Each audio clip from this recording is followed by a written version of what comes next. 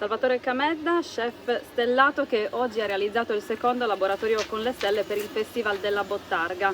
Salvatore, come ci si sente ad essere considerato ambasciatore della Bottarga a Cabras? Tu sei di casa, qual è la tua sensazione?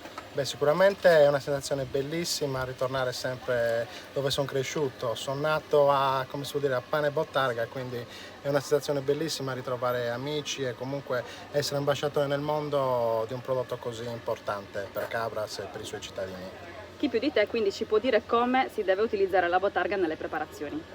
Allora, noi utilizziamo tante preparazioni con la bottarga, dal classico spaghetto alle chips di riso e bottarga e alga nori e poi le classiche comunque patte di bottarga che diamo anche come stuzzico in entrata per i nostri clienti. Quindi la bottarga è sempre ogni anno nei nostri menù. Cosa hai preparato oggi per il laboratorio? Oggi abbiamo preparato un riso con verbena, limone salato, confettura di pomodori a crudo e bottarga. Quindi un mix di acidità, dolcezza e questo sentore un po' di affumicato dato dalla bottarga stessa.